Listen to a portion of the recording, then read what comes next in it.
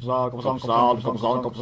YouTube, Coppersan here. MapleStory has been around for almost 2 decades and this game is always changing, so today we're taking another trip down memory lane to go over all the different metas the game used to have. For starters, MapleStory used to have a massive party quest meta for anyone who's trying to reach the third job advancement. Players used to fight each other over entry to party quests, like the Coninck city based first time together PQ, and for higher levels there was the Leeching PQ above level 35 I believe, the competitive Monster Carnival, and people participated in Orbis PQ to reach level 70. And when Hanoy's PQ was added, even lower level Maplers could enjoy a party quest together. Heck, I think even Monster Park started out as a party quest-ish, at least you could go in there with multiple people. During this time, it was actually very uncommon to grind with a ton of EXP multipliers, and there were no such things as Leeching or Link skills. It could take Maplers days, if not weeks, to even reach level 50. Trading was very slow when everything was moving at the pace of a snail, and no one even considered the possibility to one-shot monsters to grind more efficient, except for maybe those Dexless assassins. There were plenty more party quests added over time, like Ned's Pyramid, Romeo and Juliet, Cooking with Tang Yung, and the Dragon Rider PQ, which was introduced after Leafra and the 4th job were added. Getting into these party quests was no easy task though. Only one party could enter per channel, so channel surfing and using the /find option to look where players were who were already inside the PQ were a must, and of course a steady hand to outclick those other parties trying to get in. Slowly over time though, more and more theme dungeons were introduced, starting with Mushroom Kingdom. These dungeons streamlined the early game progression to the point where it became the main method of getting to the third job advancement. Over time, the content in MapleStory, the maps, the monsters, everything got streamlined more and party quests were locked at higher level entries. Dimensional Crack PQ, aka Lily PQ, is now a level 120 party quest for example. So instead of grinding together, Maplers now play through those team dungeons to get the level ups and nab some rewards in the progress. Party quests never fully left the meta though, even though no one really does the lower level party quest anymore. The level 200 plus party quests like Erda Spectrum and Hungry Muto are occasionally still done together, however they can be done solo as well if you can't find a party, that's the big difference there. Another meta thing that is kinda hilarious to think about is the speed gear meta. So a long time ago, the base speed of every character was quite a bit lower, and besides those hermits who had flash jump and mages who could teleport, there was literally no other way to get around quickly besides just walking. So most Maplers resorted to wearing speed items when they were walking from place to place, just to get there ever so slightly faster. Equipping a red whip, an Icarus cape too, and snowshoes scrolled with speed scrolls were not an exception. Later, when mounts were introduced, those were actually used to get around with, and some people even used them in their trading rotations just to get around a bit quicker. Nowadays, mounts are basically moving chairs, because most classes have a ton of ability in their kits. Getting around was pretty hard back then, bigger maps, slower movement, so I'm pretty happy I'm not spending hours just trying to get somewhere, just because I can't afford a taxi. Besides of course the obvious item meta changes, which are normal for any MMO, I think the thing that's pretty exclusive to MapleStory is how many times the preferred method of training and farming mesos changed, and how big the impact those methods had on the game itself.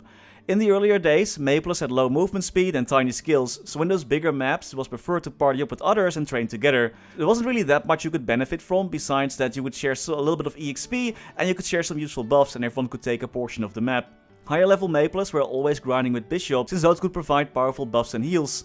The classic RPG roles were still a lot stronger back then. Partying with a thief for example also felt amazing because you would get access to the haste skill, and warriors had some unique buffs to share like Hyperbody and Rage, which were super useful for some classes. EXP sharing of monsters did work a bit funky back then.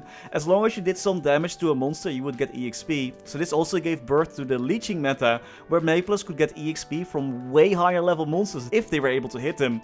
Leeching at Skelegons with Power Guard as a hero, or Bigfoot and Enego boss leeches were common practice back then. Maplers would get an insane amount of EXP from monsters and bosses that they weren't even supposed to fight yet. The next big step in this training together era of MapleStory happened when the party play zones were introduced. Lion King Castle, Future and Vareese, for those MapleStory Europe players, all had party play zones. Here the monsters had a ton of HP, but also gave a lot more EXP. Every monster was basically like a small mini boss in the beginning, and the more party members you had in the party, the more bonus EXP you would get. This in combination with the many EXP buffs Maplers could get their hands on back then made this the prime way of leveling. Basically every map in these areas had a party and players could just switch out whenever someone needed a break. At one point though, those party play zones were phased out, and together with the launch of the reboot server in MapleStory Global and the Kanna revamps, a new meta was born. The Kanna class used to have an absolutely broken skill that increased the spawn rate of monsters. Being the only class in the game that could affect the amount of monsters in the map, Maplers were quick to figure out that there were a few maps in the game that had some really good meso rates. But if you keep getting EXP, that does become an issue, right? Since MapleStory also implemented a system so that you would get less EXP and mesos if you're a way higher level than the monster that you're fighting to kind of combat this. This, however, gave birth to another meta, the Suicide Kanna farming meta. Basically, Maplers would farm in their best meso per map hours on their spawn boosting Kanna, die and lose the EXP so they would never overlevel and just stay in the map forever. Nowadays you don't lose EXP when you die anymore, so that's fixed as well. Besides that, Kanna also introduced the 2PC meta. Veteran players might have seen this meta before actually, when the game still had welcome back rings.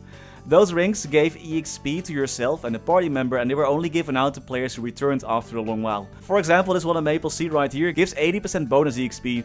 So most Maplers would have two accounts, one to play on and one to get the ring on once the event returned, and then they would turn on two PCs with both their characters in the party for some good old bonus EXP. Kannas served a similar fate, often being controlled by the same person on a different PC, just to use their spawn boosting skill while standing on a safe spot somewhere in the map. However, over time, the spawn boosting effect of Kanna was removed, and most items that can boost the spawn rate, called totems, that were introduced later, are going to be removed as well.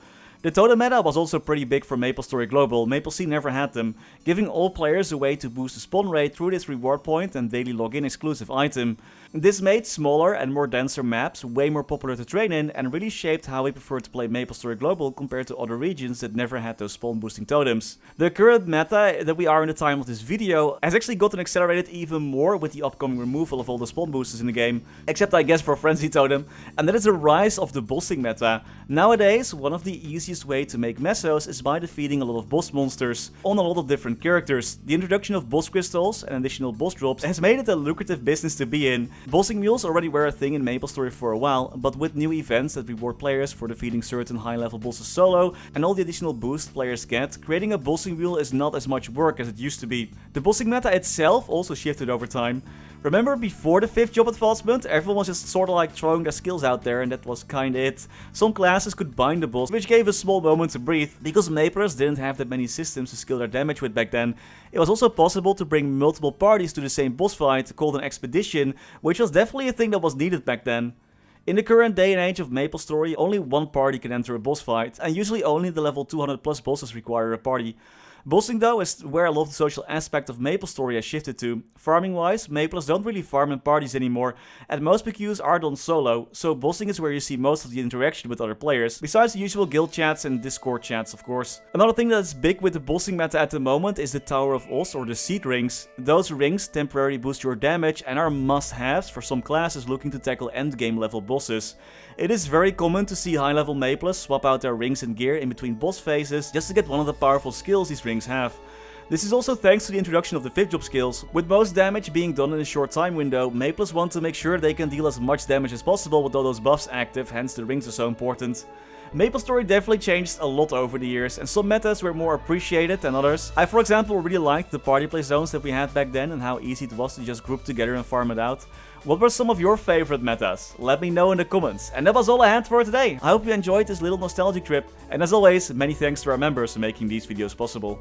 Thanks to Niels de Coninck, Raar maar waar, Sebastian, Hanoy, Ryalias, Terry Kim, Vareese, Mora, Wiley, Historycanon, BackSpaceOTI, Saffronyx, Ziggydeer, Flidiot, Knifesu, Cloudfix, Gusus Rodriguez, Digby, Vira, Trevor, Michael Menchaca, Ratius, Justin Vale, Silvio Nato, Afterlord_MS, Striker Elk, Tide1 Pun, Radical Jaws, Ricer Are Sir Tito 655, Mathias Simonsson, PC Game Life, The Passenger, Martin Panzik, Conrad Crystallis, Ace Light, Mr. Anarch, Ben Wolf, Max Bernhardt, Muka 1017, BMB King, Scotty Flies Fast, Priscilla, Brandon Cam, Vake Botnet, Fecko, Victor Sundstrom, ceemak, Only, Rashid Alhard Moody, Gerlando Belavia, Gianfranco Calderon Canavero, Lucky Beats, Matthew Def, Gummy Bullet, Lord Fazil, and Spuds D. Kaiser. Thank you all so much for watching. Stay safe and happy mapling!